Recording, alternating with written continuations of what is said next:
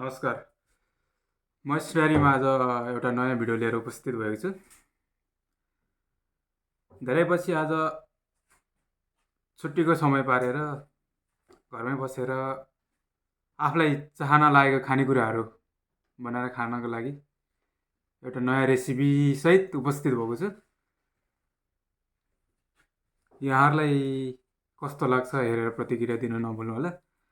आज चाहिँ घरमै बसेर दुनुल कसरी बनाउने भन्ने बारेमा एउटा भिडियो बनाउन गइरहेको छु। आशा छ हेरेर प्रतिक्रिया दिनुहुन्छ भनेर। हामीलाई दुनुट बनाउन चाहिने सामग्रीहरू यस प्रकार छ। हामीलाई पहिलो नम्बरमा 1 कप मनतातो दुध र त्यसपछि इस्ट। यो चाहिँ नेपालमा अलि अर्कै छुट्टै पाकेटमा आउँथ्यो भने यहाँ चाहिँ एउटा स्पेसल पाकेटहरू चाहिँ यो चाहिँ इस्ट हो। यो चाहिँ 3 ग्रामको इस्ट छ। मैले चाहिँ 2 पाकेट लिएको छु, 6 ग्रामको इस्ट। त्यसपछि हामीलाई 2 चम्चा बटर चाहिन्छ। बटर पनि ल्याएर रेडी बनाएर राखेको छ। यो 2टा पिस हाल्यो भने 2 चम्चा बराबर हुनेछ बटर।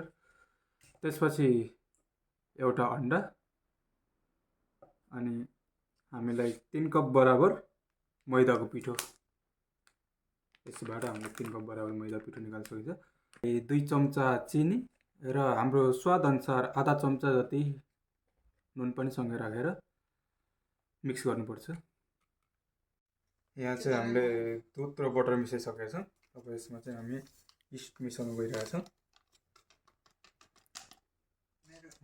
पहिले रेडी गरेर राखेको 2 प्याकेट इस्ट।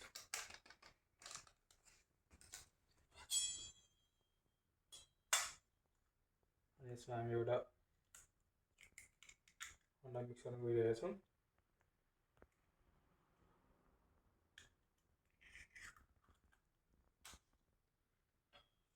र यसलाई चाहिँ हामी पहिला राम्रोसँग यसमा चाहिँ हामीले मैदा पिठो एड गर्दैछौँ। अब यसलाई चाहिँ राम्रोसँग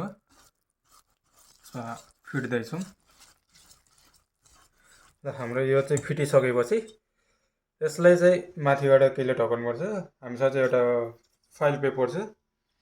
यदि यो पेपर छैन भने अरू केहीले भयो भने ढाकेर फ्रिज छ भने फ्रिज छैन भने फ्रिज बाहिर पनि आधा घन्टादेखि 1 घन्टा जति राख्नुभयो भने एकदम राम्रो हुन्छ।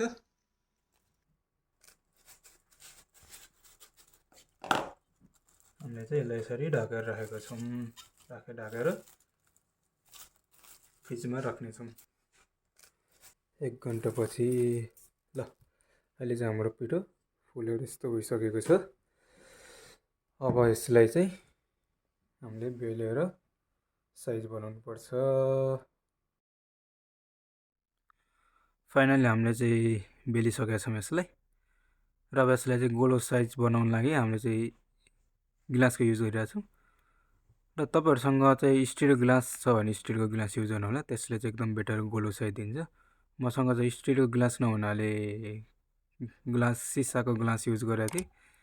त्यसले चाहिँ त्यति राम्रो गोलो सेप दिन सकिरहेको छैन, देख्न सक्नुहुन्छ।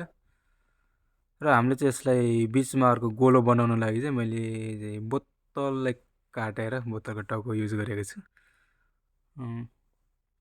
त्यति राम्रो सेप त यसले दिइरहेको छैन। तपाईँहरूसँग त्यस्तो राम्रो सेप दिने अरू कुनै सामानहरू छ भने त्यो युज गर्नु होला। र त्यसपछि सेन्टरको भाग निकालिदिनु होला। र त्यसरी निकालिसकेपछि हाम्रो साइज चाहिँ बेटर हुँदैछ।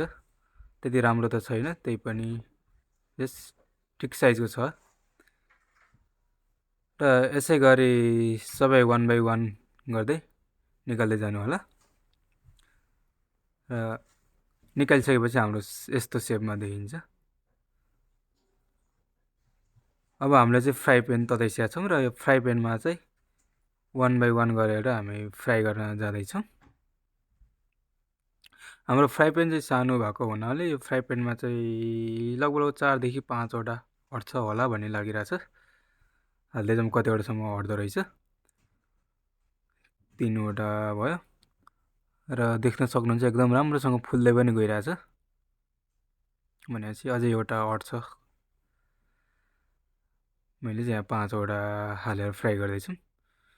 र देख्न सक्नुहुन्छ एकदम राम्रो साइजमा चाहिँ फुल्दै पनि गइरहेछ र यसलाई चलाउँदै पनि जानु होला र ग्यासको फ्लेम चाहिँ एकदम लो फ्लेममा राख्नु होला हाई फ्लेम भयो भने चाहिँ बाहिर भाग चाँडै पाकिसक्ने डढ्ने र भित्र राम्रोसँग नपाक्ने हुन्छ र मैले चाहिँ लो फ्लेममा राखेर फ्राई गर्दैछ र यसलाई बिस्तारै गोल्डन ब्राउन भएपछि वान बाई वान गरेर पल्टाउँदै जानु होला र मैले चाहिँ बिस्तारै वान बाई वान गरेर पल्टाउँदै गइरहेको छु यसरी एकदेखि दुईचोटिसम्म वान बाई वान गरेर पल्टाउँदै जानु होला र फाइनल्ली हाम्रो चाहिँ पाकिसकेको छ देख्न सक्नुहुन्छ एकदम गोल्डन ब्राउन भएको छ लुक्स लाइक भेरी डेलिसियस र यसलाई चाहिँ यहाँ एउटा भाँडामा स्टोर गर्नु होला मैले चाहिँ यहाँ यसमा राखेको छु र यसै गरी बाँकी रहेकोलाई पनि वान बाई वान गरेर फ्राई गर्दै जानु होला ओके फाइनल्ली हाम्रो चाहिँ दुनो रेडी भइसकेको छ कतिको सफ्ट भएको छ त है त एकदम सफ्ट छ एकदम फुलेको सो हामीले बजारमा किन्न पाउने जस्तै भएको रहेछ भित्र कस्तो छ हेरौँ है त देख्न सक्नुहुन्छ भित्र पनि एकदम सफ्ट छ अब यसलाई चाहिँ त्यति खान पनि मिल्छ नुन चिनी राखेर बनाएको भएर र यसलाई चिया अथवा कफीसँग पनि बनाएर खान सक्नुहुन्छ खाएर पनि त कस्तो रहेछ सफ्ट